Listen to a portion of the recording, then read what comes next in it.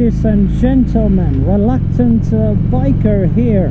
I hope all of you are doing well and that you have been having the time of your life this summer, if summer is where you are.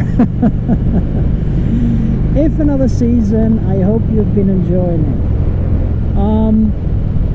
In the span of about 6-7 months, I have been motorcycle hopping. I went from a Moto Guzzi V7 3-stone to the Kawasaki Z900RS, and then to the Royal Enfield Interceptor 650, and then to the current one, the Harley-Davidson Dyna Low Rider. So what is this all about? Every time you visit my channel, you come across a new bike. What's going on? And I thought it would be a bit considerate on my part to just take a moment and explain to you a little bit what has been happening in my life to cause me to jump from one motorcycle to another, when truth is I had very little reason to do so, with 3 of them actually. So if you are interested in this, please stick around and we'll get started.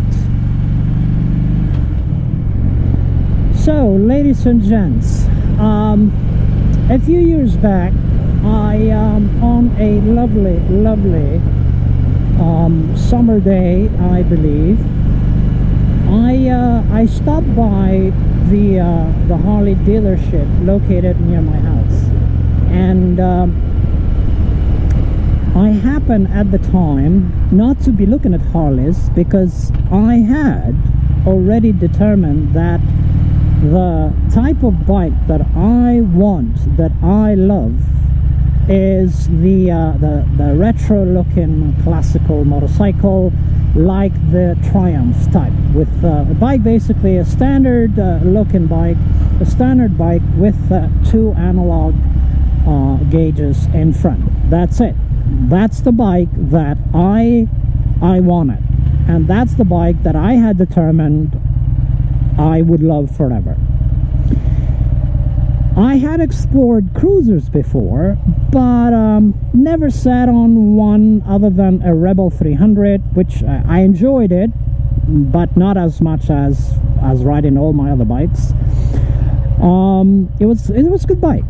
Anyway, this particular day, some years ago, when I visited the Harley dealership, I happened to sit on a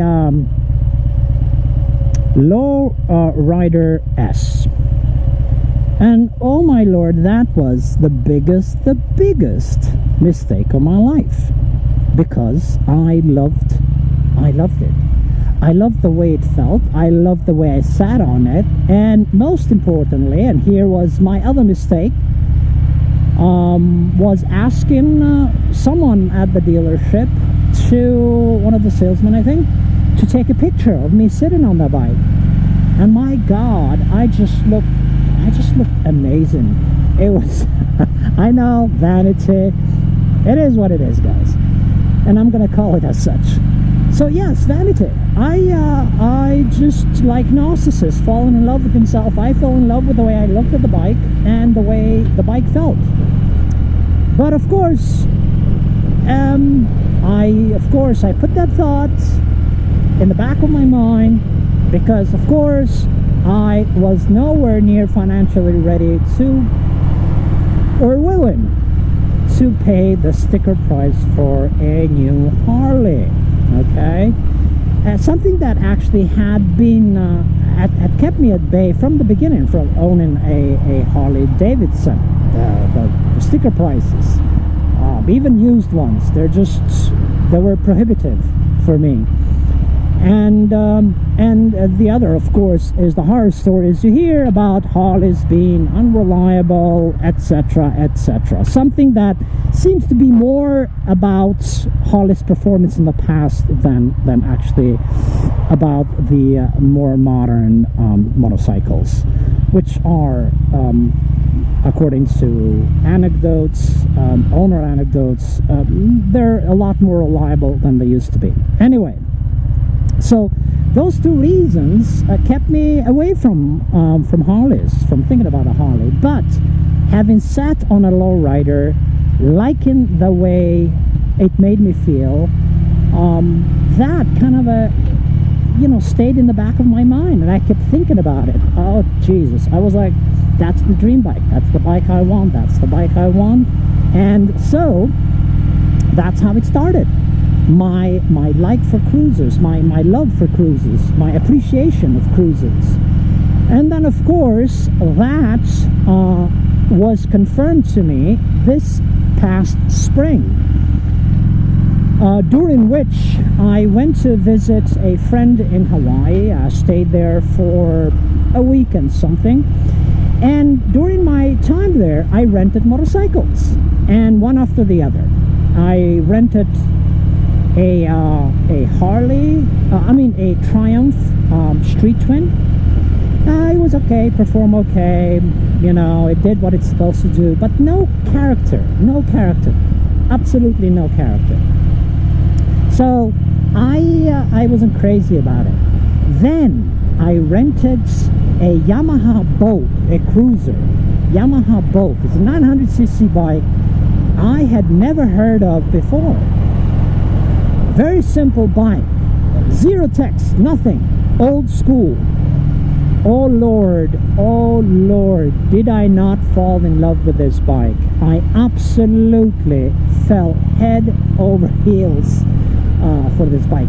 It was unbelievably good. I loved the way I felt on it. I loved the way it rode, and I left Hawaii fully convinced that cruisers would be my future bikes. A cruiser would be my next bike.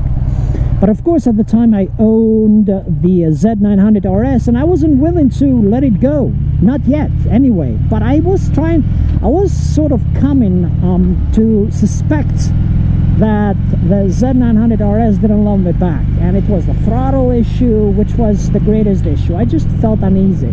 Anyway, you know my story with the Z900S. I loved the bike, it did not love me, it threw me on my ass, and that's it, the end of the story. That's how it ended, with me landing on my bottom. And so, unrequited love. It was love, didn't love back. My Moto Guzzi, was nothing wrong with it, really. Absolutely nothing. It loved me so much, I just didn't have enough to return. I didn't love it as much. And there was nothing, absolutely nothing wrong with it. Yeah, it had a crappy suspension, but I was able to, deal with it. Otherwise, it was a beautiful bike. And so I had heard then, after my return from Hawaii and my newfound love for the cruisers,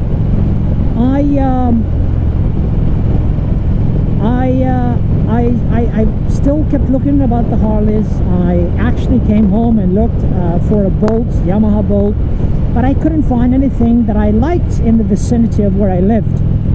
And of course, Harleys again were a little bit prohibitive in their price, too pricey for me, and I didn't want to pay that. Even for used ones, they're just crazy expensive. And so I settled for the Royal Enfield Interceptor 650, about which I'd heard and read absolute grand reviews. I mean, absolutely unbelievable reviews. Nobody had a bad word to say about that bike. And I happened to come across a guy who was selling his almost brand new Royal Enfield, and beautifully decked out too,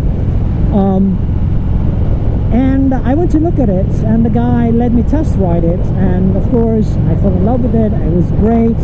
I liked everything about it, and of course a bike with 2 analog clocks, that was it. That sold me.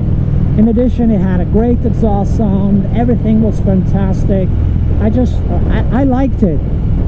I wasn't quite sure if I loved it, but I thought I would fall in love with it eventually. So I got the Royal Enfield, and it was between that and the Triumph, and I was actually almost about to buy a T120, but the deal fell through, didn't work out with the guy, so you know, that was that. So I ended up with the Royal Enfield Interceptor, and I thought this bike would be great. I put in the Royal in excess of like 1,500 miles, because you guys, you probably, if you're new to the channel, you should know that I do not do reviews of bikes unless I put in at least 1,000 miles in it, just to get to know the bike, because first impressions are just that, first impressions, and they never quite tell the entire story, and sometimes in fact they do mislead. So anyway, I ended up putting in excess of 1,500 miles, rode it everywhere, and had a lot of fun with it. I don't know, it did everything well. There was nothing wrong with it. It just, again, I couldn't love it fully. And I knew I wanted the bike. I was, you know, motorcycles are a luxury for me. Okay, I don't need a motorcycle. I have zero need for a motorcycle in terms of practicality. Of course, emotional, mental reasons, plenty. But in terms of practicality, I couldn't justify. I can't justify having a motorcycle in my life. It's just a waste of money, period. And of course, you guys know my channel. I don't own motorcycles for my channel because I don't make any money. I don't make any money. There's not a money-making channel. If it is, then I am absolutely the worst of them, because I post videos once in a blue moon. Only in summers, I guess. Anyway, to keep matters short, I just couldn't love it fully. And then I still kept looking at the market, and one day I saw a guy who had posted this motorcycle, the Low Rider. This is not the Low Rider S, it's the Dyna Low Rider, before the Low Rider S. And I just fell in love with it. I fell in love with it. I contacted the guy, we started talking, I went to see him. He was a really, really nice guy. And when I sat on it, oh my God, I don't know, that old feeling came back. The feeling that just puts a smile on your face every time you sit on your motorcycle. Woo! Oh Lord, oh Lord, oh Lord, oh Lord. Anyway, I'm digressing, guys.